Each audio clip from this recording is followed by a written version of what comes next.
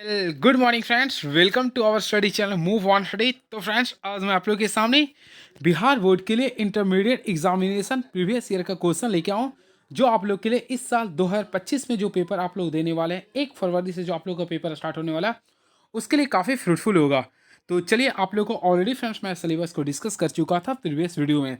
तो आज मैं आप लोग के सामने एमसीक्यू क्वेश्चन आप लोग के सामने 70 क्वेश्चन करूंगा, और उसके साथ साथ फ्रेंड्स आप लोग जो मेरा एक्सप्लेनेशन देखेंगे, आप लोग का ये एक्सप्लेनेशन से काफ़ी फ्रूटफुल और काफ़ी आप लोग का सफिशिएंट होगा। तो चलिए मैं स्टार्ट करता हूँ आप लोग के क्वेश्चन के साथ।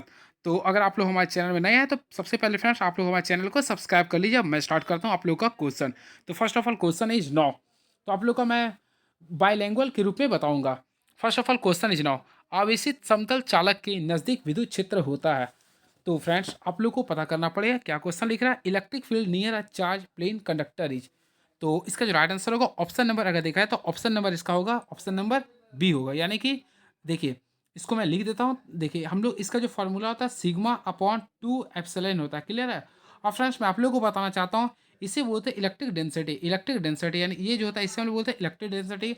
और इलेक्ट्रिक डेंसिटी का फॉर्मूला जो होता है टोटल चार्ज पर एरिया, यानी कि टोटल चार्ज को क्यू से डिनोट करते हैं पर एरिया। ये भी क्वेश्चन फ्रेंड्स आप लोग के पेपर में आ सकता है। क्लियर है। बात करना चाहते हैं यहाँ पे, अगर आप लोग फोकस करना चाहते हैं तो एप्सिलॉन है। तो एप्सिलॉन को क्या बोलते हैं? रिलेटिव परमिबिलिटी बोलते हैं। यानी कि फ्रेंड्स मैं आप लोग को बताना चाहता हूँ, एप्सिलॉन को बोलते हैं रिलेटिव परमिबिलिटी, यानी कि हिंदी में बोलते हैं वायु की विद्युतशीलता बोलते हैं। और इसका जो वैल्यू होता है ये भी क्वेश्चन पूछता है पेपर में। तो 8.85 याद कर लीजिए, 8.85 इंटू 10⁻⁻12 होता है। लेकिन इसका यूनिट भी याद कर लीजिए। देखिए, कूलम स्क्वायर होता है, पर न्यूटन होता है, पर मीटर स्क्वायर होता है, या फिर आप लोग इसे शॉर्टकट में फैराड पर मीटर भी बोल सकते हैं। क्लियर है। आई होप आप लोग को अच्छा लगा होगा।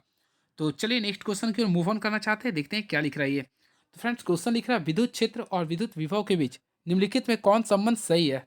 विच of the following relation between electric field and electric potential is current. तो फ्रेंड्स ऑलरेडी आप लोग क्लास 12 में पढ़ेंगे इलेक्ट्रोस्टैटिक्स में। तो ये फॉर्मूला था इज करते होता है minus D V by D R, यानी कि आप लोग सफिशियंट के तौर पर लिख सकते हैं minus D V by D R होता है, जो कि ऑप्शन नंबर ए में काफ़ी मोहब्बत से इसे सॉल्व कर सकते हैं। Next question. 9 किलोमीटर त्रिज्या वाले गोलीय चालक के विद्युत धारिता होती है electric capacity of spherical conductor of radius 9 kilometre. तो फ्रेंड्स ये क्वेश्चंस काफ़ी तगड़ा है। चलिए मैं आप लोगों को बताना चाहता हूँ। फर्स्ट ऑफ ऑल आप लोग को फ्रेंड्स क्या करना पड़ेगा, देखिए आप लोग को ऑलरेडी फ्रेंड्स आप लोग को पता होगा, इसमें आप लोग को इलेक्ट्रिक कैपेसिटी निकालना कितना 9 किलोमीटर त्रिज्या का। तो ऑलरेडी देखिए आप लोग पढ़े होंगे किलोमीटर, तो किलोमीटर को अगले मीटर में बदलना ही चाहिएगा। तो फ्रेंड इससे आप लोग लिख सकते हैं 9 × 10⁻³ मीटर। ऑलरेडी आप लोग पढ़े होंगे। क्लियर है। गीगा टेरा पेटा एक सब पढ़े होंगे, तो उसी के अनुसार मैं ये बता रहा हूँ। क्लियर है। अब देखिए यहाँ पे इलेक्ट्रिक धारिता बोल रहा, तो फ्रेंड्स आप लोगों को फॉर्मूला ऑलरेडी पता है। इसमें हम लोग क्या करते हैं, हम लोग यूनिट चार्ज का फॉर्मूला यूज करते हैं। तो यूनिट चार्ज के लिए हम लोग क्या करते हैं, एफ इच का तो हम लोग जो निकालते हैं 1/4 पाई एप्सिलॉन करते हैं। ऑलरेडी आप लोग पढ़े हैं 1/4 पाई एप्सिलॉन। तो फ्रेंड्स आप लोग को ऑलरेडी पता हो 1/4 पाई एप्सिलॉन का जो वैल्यू होता है 9 × 10⁻⁹ होता है कूलम। ये ऑलरेडी आप लोग पढ़े होंगे 9 × 10⁻⁹ होता है। क्लियर है। अब इसी के रिगार्डिंग मैं आप लोग को जो बताने जा रहा हूँ फोकस कीजिएगा, मैं आप लोग को भी सभी को करवा दूंगा। तो देखिए सबसे पहले इसका वैल्यू देखिए मैं लिख देता हूँ 1/4 पाई एप्सिलॉन लिख दिया हूँ। क्लियर है। अब इसको आप लोग किससे मल्टीप्लाई कीजिए, 9 किलोमीटर से। तो 9 किलोमीटर को मीटर में बदलने के लिए प्रयास किया, तो ये आप लोग का हो जाएगा। और इसका वैल्यू आप लोग का जस्ट टाइम बताया क्या होता है, सॉरी इसको लिख देंगे 10 × 10 ये मैं 9 लिख दिया हूँ। क्लियर है। अब फ्रेंड्स आप लोग फोकस कीजिए, तो यहाँ पे 9 × 10⁻³ है मीटर है। तो यहाँ से ये 9 कैंसिल हो गए। अब देखिए एक अगर फोकस करते हो तो यहाँ पे 10⁻³ और यहाँ पे 10⁻9 है। क्लियर है। अब देखिए आप लोग को फोकस सिंपल वे में आप लोग को मैं बताना चाहता हूँ, यहाँ पे 10⁻³ था और एक यहाँ पे 10 कितना था 9 था, ये मीटर में। तो इसे अगर ऊपर में जाएगा तो आप लोग को वैल्यू निकालना, तो 3 में से आप लोग 9 को माइनस कीजिए बाय मीटर कीजिए, तो 3 में से 9 जाएगा तो -6 बचेगा। क्लियर है। ऑलरेडी आप लोग को पता होगा 10⁻⁻6 को हम लोग बोलते हैं क्या बोलते हैं, तो बिल्कुल वेरी गुड, तो इसको हम लोग बोलते हैं मैक्रो, यानी 1 माइक्रो मीटर हो गया। तो ऑलरेडी इसका राइट आंसर देखा है तो 1 माइक्रोमीटर हो गया। तो राइट आंसर हो गया ऑप्शन नंबर ए को काफ़ी मोहब्बत से इसे क्लिक कर सकते हैं। और मैं बताना चाहता हूँ 1 माइक्रोमीटर का वैल्यू होता है 10⁻⁻6 मीटर होता है। क्लियर है। और फेराड में तो फ्रेंड्स तो आप लोग फेराड भी यूज कर सकते हैं। चलिए नेक्स्ट क्वेश्चन। तो फ्रेंड्स क्वेश्चन लिख रहा है आप लोग का capacitance of parallel plate capacitor.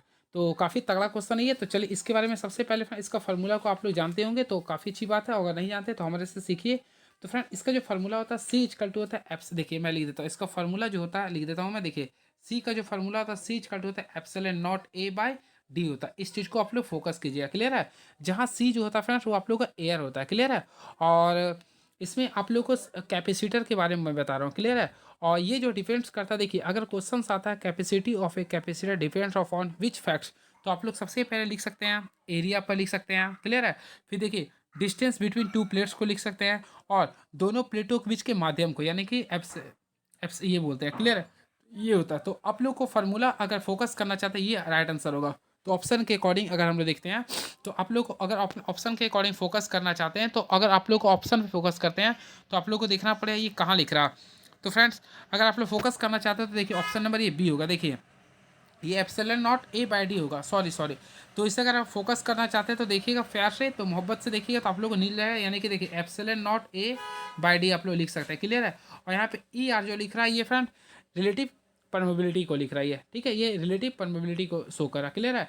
Question आता है फ्रेंड्स कैपेसिटर क्या है, तो मैं इंग्लिश में बोल देता हूँ हिंदी में। ये एक ऐसी व्यवस्था है जिसके द्वारा आवेश की उपयुक्त मात्रा को एकत्रित किया जाता है, और फ्रेंड्स यह डीसी को रोकता तथा एसी को प्रवाहित करता है। इसका प्रयोग एसी और डीसी दोनों कार्यों के लिए होता है, क्लियर है। चलिए हम लोग देखना चाहते हैं नेक्स्ट क्वेश्चन क्या है। ग्लैविनोमीटर का प्रतिरोध जी और वोल्ट मीटर का प्रतिरोध भी के बीच कौन सा संबंध सही है। तो फ्रेंड्स मैं आप लोगों को बताना चाहता हूँ, सबसे पहले एक रिलेशन मैं आप लोगों को बताना चाहता हूँ। सबसे पहले याद रखें वोल्ट मीटर सबसे पहले याद रखें वोल्ट मीटर का पावर सबसे ज़्यादा होता है। सबसे पहले याद रखें वोल्ट मीटर का सबसे ज़्यादा होता है, क्लियर है। उसके बाद जो होता है ग्लैविनोमीटर का, उसके बाद किसका होता है ग्लैविनोमीटर का होता है, उसके बाद होता है आमीटर का। ये रिलेशंस होता है पावर के रूप में। तो सबसे ज़्यादा वोल्ट मीटर का होगा, फिर ग्लैविनोमीटर का होगा, फिर एमीटर का होगा। तो यहाँ पे देखिएगा आप लोग का जी और भी के बीच में बोल रहा है, तो ऑलरेडी फ्रेंड्स आप लोग को पता है भी इज, देखिए भी क्या होगा, जी के कंपेरिजन में ग्रेटर होगा, यानी भी आप लोग का ग्रेटर होगा। तो ऑप्शन नंबर ए को काफ़ी अच्छे से क्लिक कर सकते हैं। तो राइट आंसर होगा ऑप्शन नंबर ए होगा, क्लियर है। चलिए अब नेक्स्ट क्वेश्चन देखते हैं क्या लिख रहा है। विच of the following is the applied form of wheat stone bridge. तो फ्रेंड्स आप लोग को यहाँ पे फोकस करते हैं, तो आप लोग को व्हीट स्टोन ब्रिज के बारे में बोल रहा। तो आप लोग व्हीट स्टोन ब्रिज क्या होता है, तो यह एक प्रकार का अज्ञात प्रतिरोध ज्ञात करने की युक्ति है। तो फ्रेंड्स इसमें हम आप लोग को बताना चाहता हूँ, इसमें ग्लैविनोमीटर का प्रयोग करते हैं, इसमें ग्लैविनोमीटर का प्रयोग होता है। यानी कि ग्लैविनोमीटर से धारा का मान अगर शून्य होता है, तो उसके लिए देख इसमें याद रखिएगा ग्लैविनोमीटर का प्रयोग तो होता है, लेकिन इसमें मीटर ब्रिज का भी हम लोग प्रयोग करते हैं। यानी कि इसमें हम लोग ढांचा तैयार करने के लिए मीटर ब्रिज का प्रयोग करते हैं, क्लियर है। और फ्रेंड्स याद रखें इसमें ग्लैविनोमीटर का धारा का जीरो होता है, तो उस कंडीशन में इसका जो वैल्यू होता है P by Q equal to R by S होता है। यानी ये हम लोग इसका फॉर्मूला होता है। इससे आप लोग काफ़ी न्यूमेरिकल क्वेश्चन भी बनाए होंगे। तो ये होता है अपना फ्रेंड्स व्हीटस्टोन ब्रिज होता है, क्लियर है। चलिए अब हम लोग देखते हैं नेक्स्ट क्वेश्चन हमारे बीच में क्या लिख रहा है। एक तारे का विशिष्ट प्रतिरोध निर्भर करता है। तो फ्रेंड्स यहाँ पे आप लोग फोकस करते हैं, तो तारे का विशिष्ट प्रतिरोध के बारे में बोल रहा है, यानी कि स्पेसिफिक रेजिस्टेंस के बारे में बोल रहा है, क्लियर है। तो सबसे पहले मैं आप लोग को बताना चाहता हूँ स्पेसिफिक रेजिस्टेंस के बारे में बताना चाहता हूँ। देखिए इसे हम लोग हिंदी में बता रहा हूँ। देखिए स्पेसिफिक रेजिस्टेंस को रो से डिनोट करते हैं, क्लियर है। और इसका जो एस आई यूनिट देखिए, सबसे पहले आप लोग रेजिस्टेंस का फार्मूला से आप लोग निकाले होंगे, तो देखिए ये आप लोग का होता है specific resistance into length by area होता है। तो फ्रेंड्स यहाँ से आप लोग फार्मूला निकाले होंगे, तो देखिए स्पेसिफिक रेजिस्टेंस का फॉर्म लिखा आर ए बाय आप लोग एल लिखे होंगे, क्लियर है। तो देखिए रेजिस्टेंस का फॉर्मूला ऐसा यूनिट होता है ओम होता है, एरिया का मीटर स्क्वायर होता है, लेंथ का क्या होता है मीटर। यहाँ से मीटर मीटर कैंसिल कर दें तो डायरेक्टली ओम मीटर, तो इसका ऐसा यूनिट होता है ओम मीटर, क्लियर है। और फ्रेंड्स यहाँ पे फोकस कीजिएगा, तो ये क्वेश्चन पूरा किस पर निर्भर करता है, तो मैं आप लोग को बताना चाहता हूँ इसका जो राइट आंसर होगा नेचर ऑफ मटेरियल, यानी कि ये पदार्थ की प्रकृति पर ये निर्भर करता है, क्लियर है। आई होप आप लोगों को क्लियर हुआ होगा। इस चीज़ को आप लोग को फोकस करना था, क्लियर है। और चलिए नेक्स्ट क्वेश्चन देखना चाहते हैं क्या ये। तो नेक्स्ट क्वेश्चन लिख रहा है, देखिए which of the following physical quantity is conserve in Kirchhoff's points law. तो फ्रेंड्स यहाँ पे आप लोगों को क्रिप्चॉफ्स लॉ के बारे में जानना है। तो ऑलरेडी आप लोग क्रिप्चॉफ्स लॉ के बारे में पढ़े होंगे। तो फ्रेंड्स ये आप लोग क्लास 12th के सिलेबस पढ़ा रहा हूँ। तो क्रिप्चॉफ्स लॉ के बारे में बोल रहा है, यहाँ पॉइंट्स रूल के बारे में बोल रहा है, क्या बोल रहा है ये पॉइंट्स रूल के बारे में। तो चलिए उसी के रिगार्डिंग मैं आप लोग को एक कंसेप्ट बताता हूँ जो आप लोग के लिए काफ़ी फ्रूटफुल होगा। फर्स्ट ऑफ ऑल आप लोग को पता होगा क्रिप्चॉफ्स ने दो रूल दिया था, एक होता फर्स्ट रूल, एक होता सेकेंड रूल, क्लियर है। तो इसका जो फर्स्ट रूल होता है वह चार्ज पे डिपेंड होता है, यानी फर्स्ट रूल जो होता है वह चार्ज पे डिपेंड होता है, law of conservation of charge. और उससे में बोलते हैं जंसन रूल, क्या बोलते हैं जंसन रूल बोलते हैं, क्लियर है। फर्स्ट रूल जो होता है वह जंसन रूल पे शो करता है, और law of conservation of charge पे डिपेंड करता है। उसमें फ्रेंड्स क्या होता है इन और आउट में दोनों साइड में इक्वल होता है चार्ज, क्लियर है। और सेकेंड जो होता है वह आप लोग का एनर्जी पे फोकस करता है, यानी law of conservation of energy पे। और उससे फ्रेंड्स हम लोग बोलते हैं लूप लॉ, क्या बोलते हैं लूप रूल। उसका फार्मूला था sigma I P equal to 0 होता है। ये आप लोग को फोकस करना है, क्लियर है। और आप लोग फोकस कीजिएगा तो कंजर्व इन किरचॉफ पॉइंट्स रूल। तो पॉइंट्स रूल जो हम लोग बोलते हैं, यानी कि आप लोग को पॉइंट्स रूल के बारे में बोल रहा है, क्लियर है। तो आप लोग को बताना चाहता हूँ पॉइंट्स रूल जो होता है वह चार्ज को ही फोकस करता है, यानी राइट आंसर देखा तो ऑप्शन नंबर बी हो जाएगा। राइट आंसर क्या होगा? Option number B. तो आप लोग काफ़ी अच्छे से ऑप्शन नंबर बी को क्लिक कर सकते हैं, क्लियर है। और एनर्जी को जो शो करता है उससे बोलते हैं लूप लॉ। क्या बोलते हैं फ्रेंड? इससे बोलते हैं लूप लॉ और इसे बोलते हैं पॉइंट्स लॉ। आई होप आप लोगों को क्लियर हुआ होगा। And very next question is now. तो धारावाही चालक के अंदर इलेक्ट्रॉन की गति होती है। तो काफ़ी इजी क्वेश्चन है, मैं इसे बोलूंगा। तो धारावाही चालक के अंदर इलेक्ट्रॉन की गति जो होती है, यानी motion of electron inside a conductor uniform होता है। क्या होता है फ्रेंड? यूनिफॉर्म एवरेज होता है, यानी right answer option number C को काफ़ी अच्छे से क्लिक कर सकते हैं।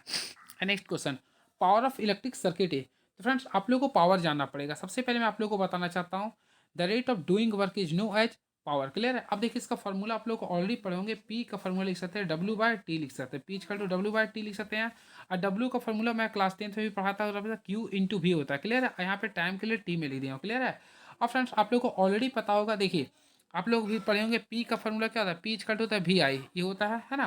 तो इसी के बेसिस पे हम लोग क्या करते हैं, देखिए भी के जहाँ पे लोग ये क्यू में रहने दिया हूँ, ये भी के जहाँ पे मैं क्या करता हूँ, देखिए ये मान लीजिए कि मैं भी का फार्मूला निकाल रहा हूँ। तो फाइनली द वे फ्रेंड्स आप लोग क्या कीजिए, यहाँ पर जो पी, यहाँ पे आप लोग सिंपल वे में भी आई कर दीजिए, ठीक है। अब यहाँ पे क्यू भी कर दीजिए, बाय टी कर दीजिए। तो यहाँ से भी सॉल्व कर सकते हैं, नहीं तो सिंपल वे में इसका याद कर लीजिएगा फार्मूला। इसका जो फार्मूला था पी इक्वल टू होता है वी स्क्वायर बाय आर होता है, वी स्क्वायर बाय आर होता है। तो ऑप्शन नंबर सी को काफ़ी अच्छे से क्लिक कर सकते हैं, क्लियर है। और फ्रेंड इसका एस आई जो यूनिट होता है वह वाट होता है, यानी कि आप लोग याद रखिएगा इलेक्ट्रिक पावर का जो एसआई यूनिट होता है वाट होता है। और एक होता है एक एचपी, यानी कि एक अश्व शक्ति बराबर होता है 746 वाट होता है। इस चीज़ को भी आप लोग काफ़ी नोट डाउन कर लीजिए मोहब्बत से, क्लियर है।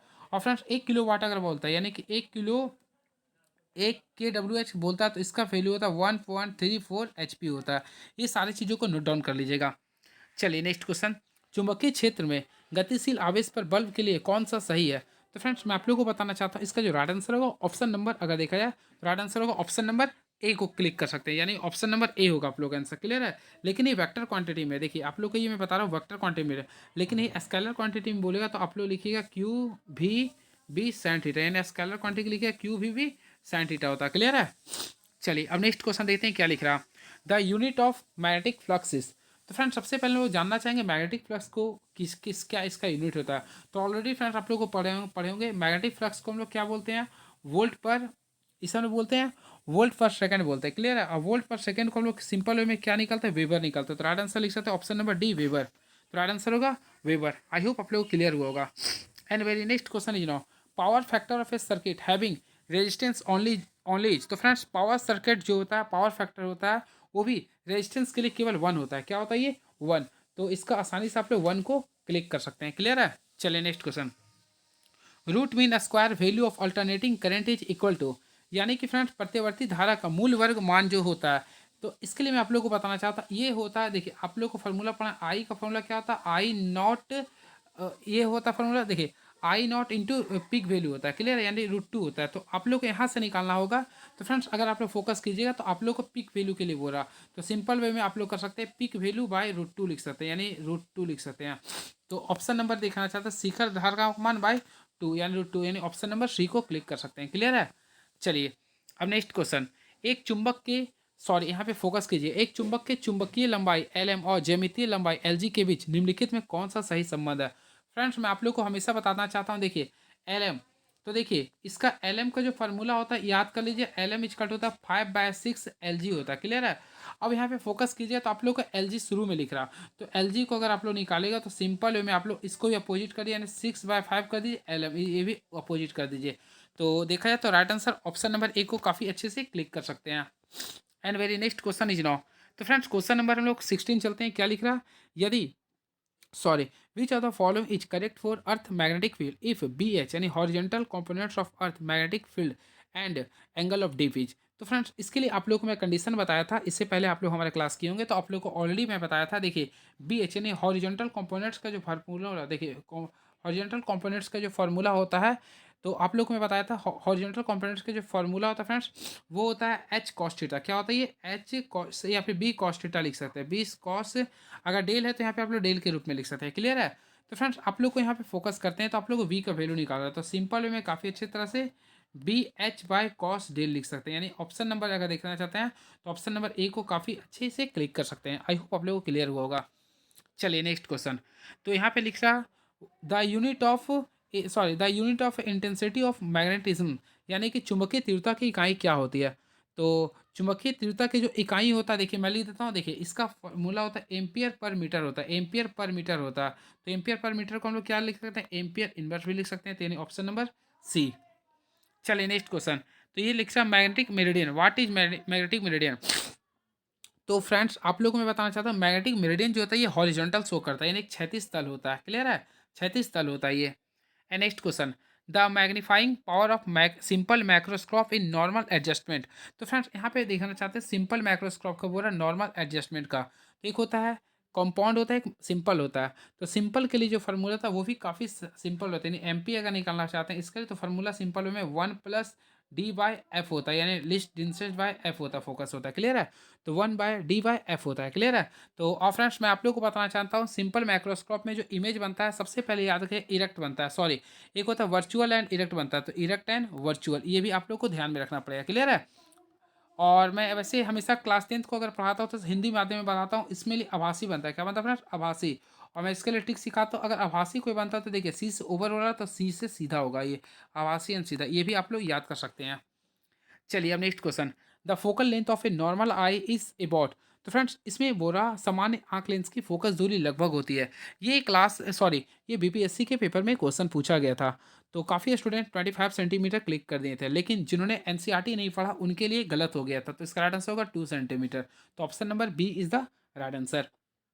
तो सामान्य आंख का लेंस की फोकस दूरी लगभग क्या होता है, 2 सेंटीमीटर होता है। And next question, critical angle of diamond. तो फ्रेंड्स मैं आप लोगों को बताना चाहता हूँ critical angle of diamond is 24.41, यानी कि 24 पॉइंट, देखिए मैं लिया था 24.41 डिग्री होता है, तो ये भी आप लोग याद रखिएगा, क्लियर है। और फ्रेंड्स इसका रिफ्रैक्टिंग इंडेक्स जो होता है 2.42 होता है, ये भी आप लोग को ध्यान में रखना पड़ेगा।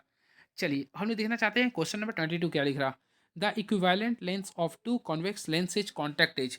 तो फ्रेंड देखिए आप लोग को सबसे पहले टू इक्विवेलेंट को करना है, यानी कि अगर आप लोग इसे सिंपल वे में कीजिएगा ना तो ये कॉन्वेक्स ही प्राप्त होगा, क्या होगा, ये कॉन्वेक्स ही प्राप्त होगा।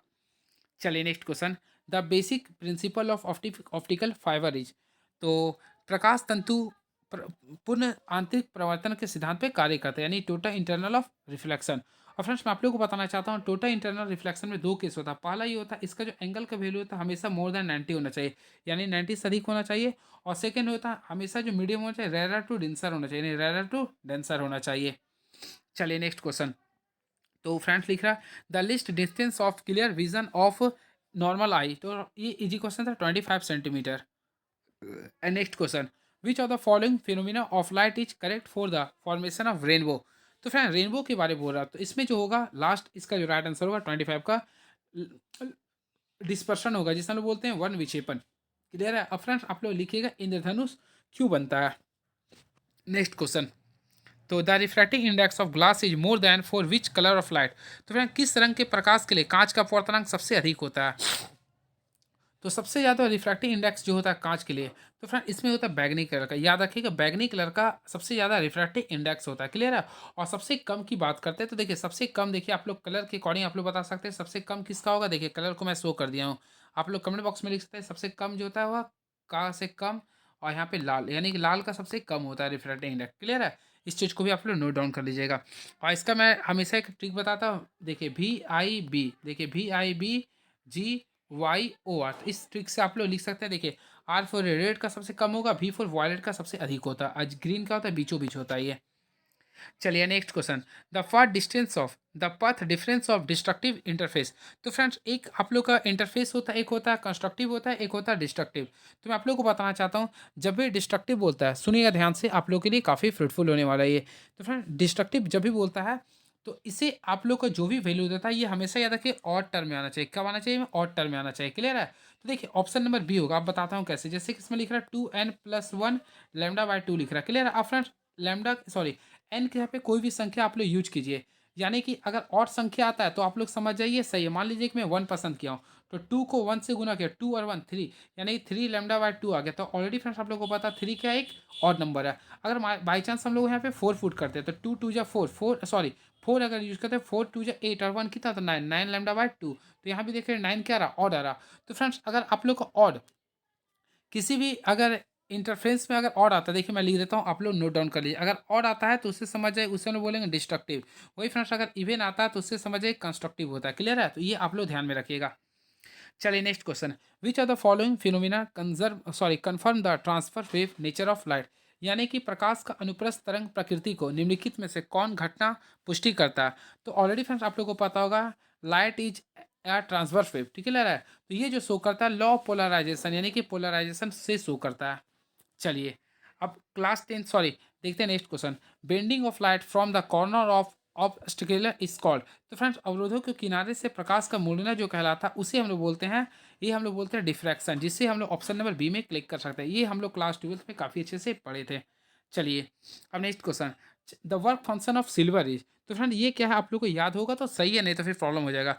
तो work function of silver is होता है 4.7 इलेक्ट्रॉन वोल्ट होता है।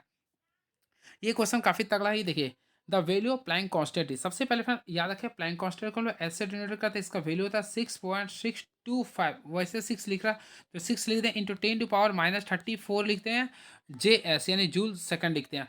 अब फ्रेंड देखिए जूल जो होता है वर्क का ऐसा ही मात्रक होता है। क्लियर है? तो वर्क देखिए वर्क समय किसका होता है, सेकंड का, तो यहाँ टाइम लिख सकते हैं। क्लियर है? अब देखिए ऑलरेडी आप लोग जानते हैं वर्क बराबर क्या होता है एफ इंटू डी, यानी कि force into displacement into time. तो ये भी क्वेश्चन आ सकता है कि एच का इकाई क्या होगा, तो लिख सकते हैं force into displacement into time. ये भी क्वेश्चन पूछता है। क्लियर है? तो ये सारे क्वेश्चंस आप लोग को मैं एक में कम से कम 3-4 एक्स्ट्रा क्वेश्चन दे रहा हूँ, जो आप लोग के लिए कंसेप्ट के साथ साथ एक्स्ट्रा फैक्ट्स बता रहा हूँ। Dynamic mass of photon is. तो फ्रेंड्स आप लोग को डायनेमिक मास ऑफ फोटोन बोल रहा, तो काफ़ी इजी क्वेश्चन है ये, आप लोग काफ़ी अच्छे से पढ़े होंगे। तो इसका फॉर्मूला जो होता है h/c लैम्डा होता है, h/c लैम्डा होता है। यानी कि ऑप्शन के अकॉर्डिंग देखा है तो ऑप्शन नंबर बी को काफ़ी मोहब्बत से इसे क्लिक कर सकते हैं। अब देखिए ये क्वेश्चन काफ़ी अच्छा है ये, which of the following series is in ultra violet region. तो फ्रेंड्स आप लोगों को फोकस करना है, जो आप लोग सीरीज पढ़े हैं हाइड्रोजन स्पेक्ट्रम का, उसमें कौन सा प्रवैग्निक परिसर शो करता है। तो फ्रेंड्स आप लोग को ऑलरेडी पता होगा हाइड्रोजन स्पेक्ट्रम में सबसे पहला आता है लाइमन सीरीज, फिर उसके बाद आता है बल्मर सीरीज आता है, उसके बाद आता है पास्चेन सीरीज आता है, उसके बाद फ्रेंड्स आप लोग का ब्रैकेट सीरीज आता है, लास्ट में आता है पी फंड सीरीज आता है। आप लोग पढ़े भी होंगे, मैं हमेशा डिस्कस भी किया था। अब देखिए आप लोग को मैं जो बता रहा हूँ ध्यान से सुनिएगा। सबसे पहले यू भी याद कर लिया, यू के बाद आता है बी, यानी कि लेमन सीरीज में आता है अल्ट्रा वायलेट रे होता है। क्लियर है? अब बी में यानी अगला में जो आता है विजिबल रे आता है, किसमें आता है ये, इसमें विजिबल आता है। बाकी ये तीनों में यानी कि पास्चन सीरीज ब्रैकेट सीरीज और पीफन सीरीज में जो होता है वह इंफ्रा रे होता है। क्या होता है ये, इंफ्रा रे होता है। तो अकॉर्डिंग टू क्वेश्चंस तो यहाँ पे बोला अल्ट्रा वायलेट रे। तो फ्रेंड्स आप लोग यहाँ पे फोकस करते हैं तो अल्ट्रा वायलेट, तो देखिए यहाँ पे अल्ट्रा वायलेट रे ना, तो अल्ट्रा वायलेट देख सकते हैं ऑप्शन नंबर ए, यानी कि लाइमन में आ रहा। तो लाइमन ऑप्शन नंबर ए को क्लिक कर सकते हैं काफ़ी मोहब्बत से। क्लियर है? वही फ्रेंड्स अगर बोलता है इंफ्रा रे तो पास्चन हो सकता है, ब्रैकेट हो सकता है, पीफन हो सकता है। क्लियर है? तो काफ़ी अच्छे से क्लिक कर सकते हैं। चलिए नेक्स्ट क्वेश्चन, तो लिख रहा विच of the following is not applicable for radio activity. तो फ्रेंड्स मैं आप लोगों को बताना चाहता हूँ, सबसे पहले फोकस कीजिए रेडियो एक्टिविटी के लिए कौन कौन सा आप लोग का एप्लीकेबल होता है। तो फोकस कीजिएगा जो मैं आप लोग को बता रहा हूँ। क्लियर है? तो इसके लिए सबसे पहले होता है न्यूक्लियर फिनोमिना, यानी कि सबसे पहले होता है न्यूक्लियर फिनोमिना होता है। क्लियर है? उसके बाद होता है देखिए एटॉमिक फिनोमिना होता है। क्लियर है? इसके साथ साथ स्पॉन्टेनियस फिनोमिना होता है, स्पॉन्टेनियस फिनोमिना होता है। तो ये तीनों आप लोगों का हो सकता है, लेकिन ऑप्शन नंबर अगर बी देखिएगा तो ऑप्शन नंबर 20 का राइट आंसर होगा, जो कि नॉट एप्लीकेबल होता है। एंड नेक्स्ट क्वेश्चन, तेजी से चलने वाले इलेक्ट्रॉन होता है फास्ट मूविंग इलेक्ट्रॉन इज। तो काफ़ी इजी मैं बोलूँ क्वेश्चन, आप लोग देख के क्लिक कर लिए होंगे। तो फास्ट मूविंग इलेक्ट्रॉन्स इज, तो friends first fast moving electron जो होता है वह एक्सरे होता है। क्या होता है ये, एक्सरे होता है। चलिए अब नेक्स्ट क्वेश्चन, अल्फा कण होता है तो अल्फा पार्टिकल इज। तो फ्रेंड्स ऑलरेडी आप लोगों को पता हो इसका होगा हीलियम न्यूक्लियस होता है, हीलियम न्यूक्लियस को क्या बोलते हैं, अल्फा पार्टिकल्स बोलते हैं। And very next question is now, तो 37 क्वेश्चंस को आप लोग बताइएगा क्या होगा इसका राइट आंसर, आप लोग कमेंट बॉक्स में लिखिए। आप लोग कम्युनिकेशन चैप्टर अगर पढ़े हैं तो उसके रिगार्डिंग वैसे ऑप्शन नंबर बी होगा, इसका ऑप्शन नंबर बी होगा। चलिए अब 37 हो चुका है, हम 38 का देखना चाहते हैं। The energy of hydrogen atom in the ground state is. तो फ्रेंड्स ग्राउंड स्टेट में जो एनर्जी होता है हाइड्रोजन एटम का होता है -13.6 इलेक्ट्रॉन वोल्ट होता है, -13.6 electron volt. Option number D is the right answer. And next question, when an impurity is dropped into intrinsic semiconductor its conductivity। तो फ्रेंड्स आप लोग फोकस करते हैं, आप लोग को इंट्रिंसिक सेमीकंडक्टर में बोल रहा अगर इम्प्योरिटी को ड्रॉप करते हैं तो क्या होता है। तो होपफुली फ्रेंड्स आप लोग को पता होगा ये क्या करता है, इंक्रीज करता है। क्या करता है ये? इंक्रीज करता है। क्लियर है? ऑलरेडी फ्रेंड्स आप लोग को पता होगा सेमीकंडक्टर एक होता है पी टाइप सेमीकंडक्टर, एक होता है एन टाइप सेमीकंडक्टर। देखिए मैं कुछ कंसेप्ट बता देता हूँ जो आप लोग को रिकॉल करवा देगा। तो फ्रेंड्स एक होता है पी टाइप सेमीकंडक्टर, देखिए फोकस कीजिएगा केवल मेरे साथ साथ। एक होता है पी टाइप, तो फ्रेंड पी टाइप सेमीकंडक्टर उसे कहते हैं जिसमें नंबर ऑफ होल्स की संख्या ज़्यादा होता है, यानी इसमें नंबर ऑफ होल्स की संख्या क्या होता है? मैक्सिमम होता है। और एन टाइप में याद रखिएगा ना, इसमें नंबर ऑफ इलेक्ट्रॉन की संख्या ज़्यादा होता है। काफ़ी ये दोनों में कन्फ्यूजिंग होता है। क्लियर है?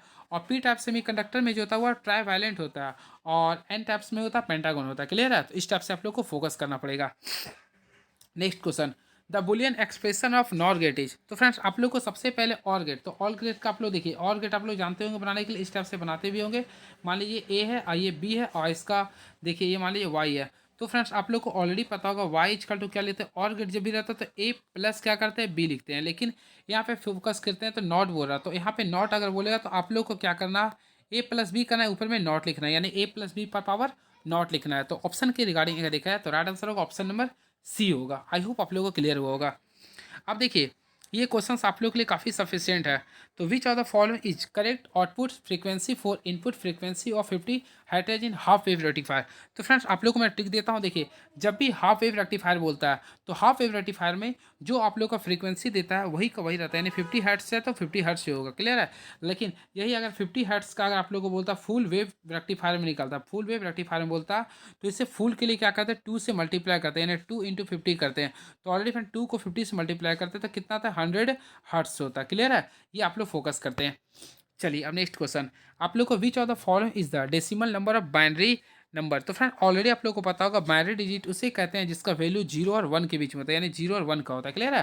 तो आप लोग को निकालना है किसका, देखिए आप लोग को ये संख्या को निकालना है। तो चलिए इसे मैं बताता हूँ एक ट्रिक से जो आप लोग के लिए काफ़ी अच्छे लगेगा। तो देखिए आप लोग फोकस करते हैं 1 1 1 1 और ये 0, इसका आप लोग को बाइनरी डिजिट में करना। क्लियर है? तो फ्रेंड इसे डेसिमल फॉर्म में लिखना है, यानी कि कौन सा संख्या हो सकता है। फर्स्ट ऑफ ऑल देखिए जहाँ पे 0 है उसे मैं नेगलेक्ट करता हूँ। यहाँ पे पहला वैल्यू होता है 1 होता है, फिर मैं बता रहा हूँ सेकंड जो वैल्यू होता है वह 2 होता है, सेकंड में क्या कहते हैं 4 होता है, फिर थर्ड में होता है 8 होता है, फिर क्या होता है 16 होता है। अब देखिए जहाँ पर भी आप लोग का 0 है उसे हम लोग नेगलेक्ट करते हैं, यानी कि कैंसिल करते हैं। तो देखिए ये आप लोग का था तो इस वैल्यू को कैंसिल कर दिए 1 को। अब क्या करें, जहाँ जहाँ आप लोग को वैल्यू जो मिला उसे सम कर देंगे। तो देखिए सब में 1 1 था तो ऐड कर देंगे, 16 प्लस 8 प्लस 4 प्लस 2 प्लस 1, तो इसे ऐड कीजिए। सॉरी 1 को ऐड नहीं करेंगे, तो फ्रेंड हम लोग यहाँ तक ऐड करेंगे। तो 16 8 कितना होता है, 24 4 28 2 30, तो इसका राइट आंसर क्या होगा 30। तो ऑप्शन नंबर अगर देखना चाहते हैं तो इसके रिगार्डिंग आप लोग का 30 लिख सकते हैं। अब यहाँ पे डेसिमल फॉर्म में यानी कि 10 लिख सकते हैं, यानी option number 20 the right answer. काफ़ी ईजी क्वेश्चन है ये। नेक्स्ट क्वेश्चन, इलेक्ट्रॉन का आवेश होता है। तो फ्रेंड्स आप लोग को ऑलरेडी पता होगा charge of ion electron is, तो फ्रेंड ईच कट होता है -1.6 इंटू 10⁻19 कुलॉम होता है। और फ्रेंड्स आप लोग कमेंट बॉक्स में लिखिए ये वैल्यू किसने निकाला था। तो फ्रेंड्स मैं आप लोग को बताया था इसका वैल्यू जो फाइंड आउट किया था ये मिलिकन नामक साइंटिस्ट ने किया था, मिलिकन। और ये जो वैल्यू और इसका जो नाम रखा था इलेक्ट्रॉन अस्टनी नामक साइंटिस्ट ने दिया था। नेक्स्ट क्वेश्चन देखिए, जो मैं बोलता हूँ वो क्वेश्चन आता है, देखिए एप्सिलॉन के बराबर होता है।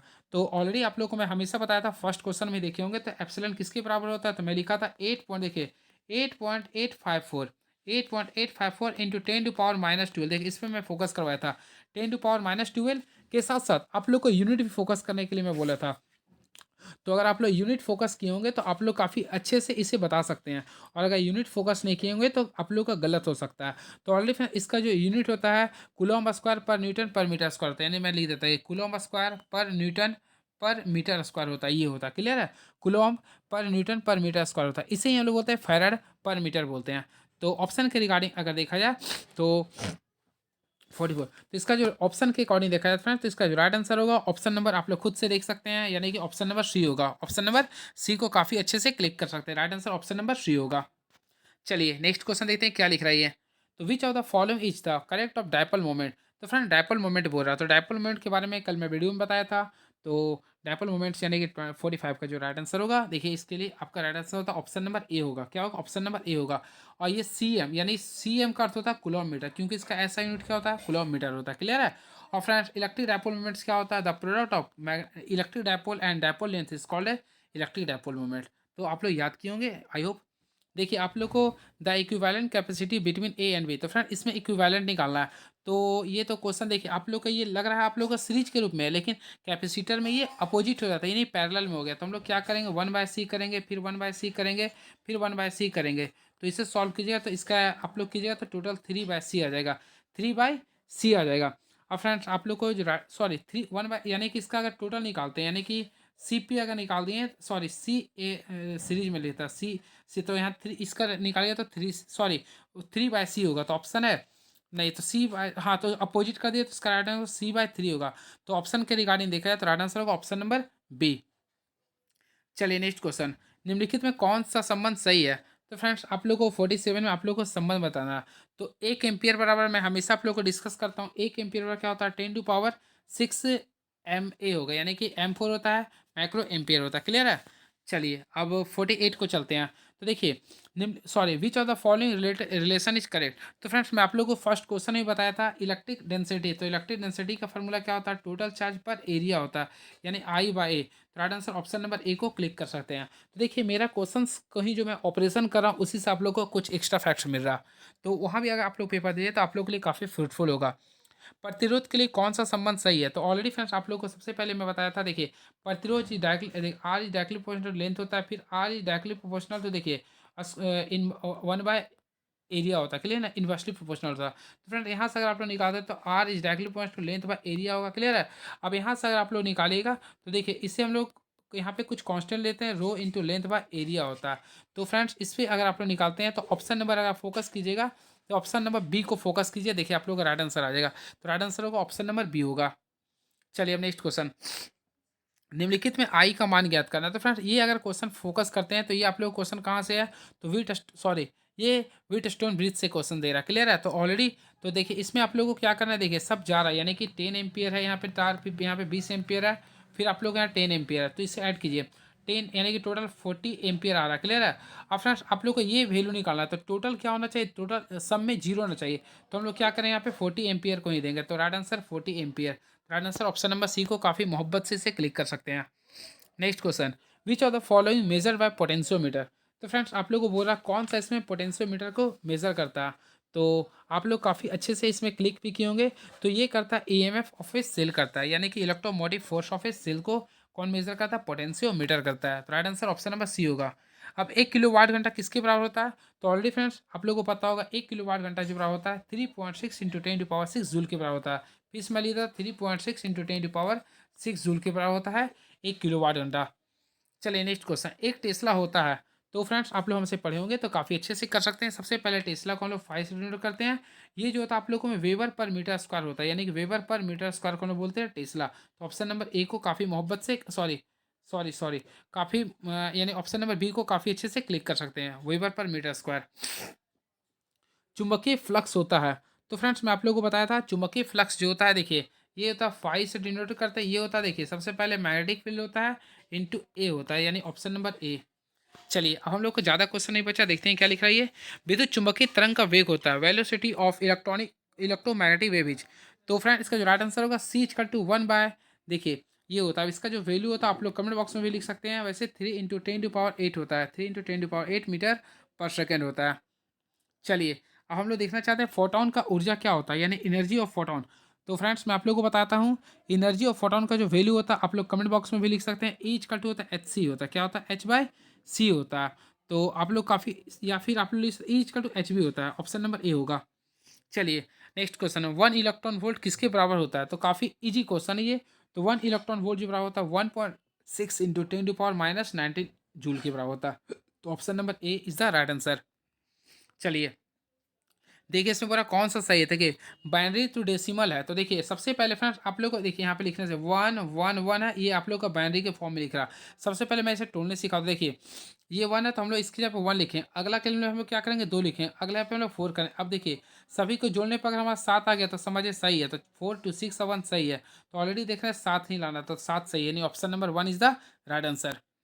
चलिए नेक्स्ट क्वेश्चन, आप लोगों का which of the following is not correct for binary addition. तो फ्रेंड्स यहाँ पे बाइनरी एडिशन में कौन सही नहीं है। तो देखिए 0 + 0 करते हैं तो ऑलरेडी 0 आता है, ये सही है।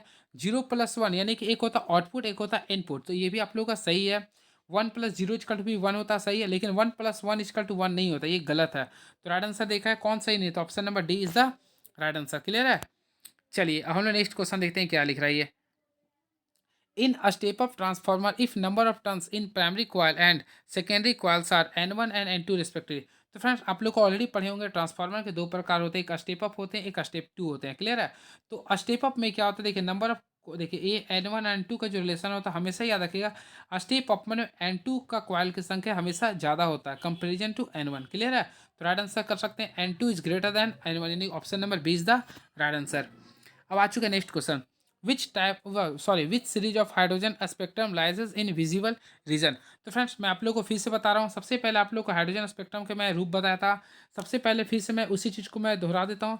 सबसे पहले होता है लाइमन सीरीज। क्लियर है? उसके बाद होता है ब्रैकेट सीरीज। क्लियर है? उसके बाद होता है, देखिए आप लोग को मैं फिर से रिकॉल करवा देता हूँ ताकि आप लोगों को लाइमन सीरीज, सॉरी बल्मा सीरीज होता है, उसके बाद पश्चिम सीरीज होता है, फिर होता है आप लोग का ब्रैकेट सीरीज होता है, फिर होता है पीफन सीरीज, जिसमें लाइमन सीरीज जो शो करता है वह यूवी को, अल्ट्रावायलेट को शो करता है।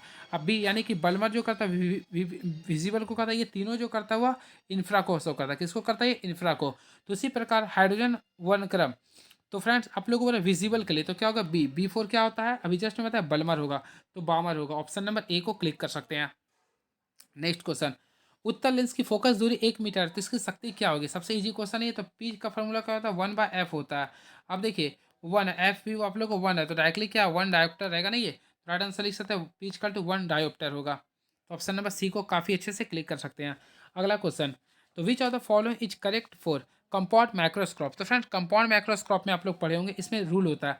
सबसे पहले देखिए इसमें एक होता है, देखिए एक स्टेप से होता है, एक स्टेप से होता है। आप लोग पढ़े होंगे, न्यूमेरिकल भी बनाए होंगे इसका। तो देखिए एफ नॉट होता है, यानी ऑब्जेक्ट्स का फोकल लेंथ होता है, एक होता है ये आई व्यू का होता है। तो हमेशा आई व्यू का ज़्यादा होता है। आई व्यू का क्या होता है? ये ज़्यादा होता है। तो राइट आंसर आप लोग लिख सकते हैं I is greater than f naught होगा। इस टाइप से आप लोग कर सकते हैं। तो ऑप्शन के अकॉर्डिंग देखा है तो ऑप्शन नंबर क्या होगा? 20 द राइट आंसर। चलिए अब देखते हैं पतले प्रिज्म द्वारा न्यूनतम विचलन का कोण क्या होगा। तो ये क्लास 10th में भी आप लोग को मैं बताया था। तो μ-1 कर सकते हैं, इंटू ए कर सकते हैं। ऑप्शन के अकॉर्डिंग सी को काफ़ी अच्छे से क्लिक कर सकते हैं। विच of the physical quantity does not change in reflection of light. तो फ्रेंड कौन सा चेंज नहीं होता है? तो ऑलरेडी आप लोग फ्रीक्वेंसी चेंज नहीं होता। तो option number D is the right answer. And next question. If velocity of light in air is V A and velocity of light in water is V W, then. तो friend इसका answer क्या होगा? आप लोग comment box में लिख सकते हैं। बिल्कुल मैं देखना चाहता हूँ आप लोग कमेंट बॉक्स में क्या लिखते हैं इसका। Next question. जल का क्रांतिक कोण क्या होता है? तो ये न्यूमेरिकली आप लोग याद किए होंगे। तो जल का क्रांति क्रिटिकल एंगल जो होता है वो 48.75 डिग्री होता है। क्लियर है? ऑप्शन नंबर डी होगा। अब देखिए ये भी क्वेश्चन आ गया। Phase different of constructive interference. तो फ्रेंड्स आप लोगों को बताया था कंस्ट्रक्टिव इंटरफेरेंस उसे कहते हैं जिसका न्यूमेरिकली वैल्यू जो आता है वह इवन आता है। अगर इवन आ रहा तो वह कंस्ट्रक्टिव हो गया, और ऑड आ रहा तो डिस्ट्रक्टिव हो रहा। तो आप लोग फोकस कीजिएगा तो देखिए 2n पाई हो जाएगा, 2n पाई, क्योंकि इसमें हमेशा जब भी कीजिए n का वैल्यू यूज कीजिएगा तो आप लोग का 2 होने की वजह से क्या होगा? ये हमेशा इवन होगा। तो राइट आंसर अगर देखा है तो option number A is the right answer. I hope आप लोगों को क्लियर हुआ होगा। चलिए नेक्स्ट क्वेश्चन देखते हैं क्या है ये। तो लिख रहे हैं आप लोग। तो विच of the following is correct for intensity of scattering of light. तो फ्रेंड ये भी आप लोग पढ़े होंगे। तो ये जो फार्मूला था देखिए I is inversely proportional to wavelength पर पावर 4 होता है। यानी ऑप्शन के अकॉर्डिंग देखा है तो option number D is the right answer. I hope आप लोगों को क्लियर हुआ होगा। चलिए अब नेक्स्ट क्वेश्चन। देखिए कांच के समांतर सतह के पट्टी की फोकस दूरी क्या होती है? यानी कि focal length of a parallel sides glass slabs. तो फ्रेंड्स मैं आप लोगों को बताना चाहता हूँ फोकल लेंथ जो इसका होता है इन्फिनाइट होता है। क्या होता है? ये इन्फिनाइट होता है। क्लियर? यानी अनंत होता है। तो ये रहा आप लोग का क्वेश्चंस। बाकी आप लोग देखिए अगर आप लोग को 2 नंबर का भी क्वेश्चन को अगर जानकारी लेना है तो आप लोग कमेंट बॉक्स में लिखिएगा। बाकी मैं सभी तरह के सारे को मैं बता दूंगा। ये देख लीजिए ये सारे क्वेश्चंस आप लोग के लिए काफ़ी फ्रूटफुल होगा। चाहे वो shortcoming of Bohr principle हो, चाहे एंगल ऑफ डिफ हो, चाहे शॉर्ट शार्पनेस हो, फैक्स हो। तो ये सारी चीज़ों को आप लोग को पढ़ना है और पेपर में पॉसिबिलिटी आ सकता है। गेट के बारे में तो हमेशा आता है ये। तो ये रहा आप लोग का आंसर। क्लियर है? तो फ्रेंड्स कमेंट बॉक्स में लिखिएगा आप लोग को हमारी ये वीडियो कैसा लगा, और अच्छे से पढ़े हैं तो आप लोग के लिए काफ़ी सफिशिएंट होगा। Thank you so much. Please subscribe my YouTube channel move on study by Sagar Kumar. Bye. Thank you so much and happy birthday. Thank you. Clear है? तो चलिए फ्रेंड्स नेक्स्ट क्वेश्चन ओवर हो गया। बिहार बोर्ड का और भी जो क्वेश्चंस होंगे मैं आप लोग के बीच में डन करवा दूंगा हमारे पास। चलिए।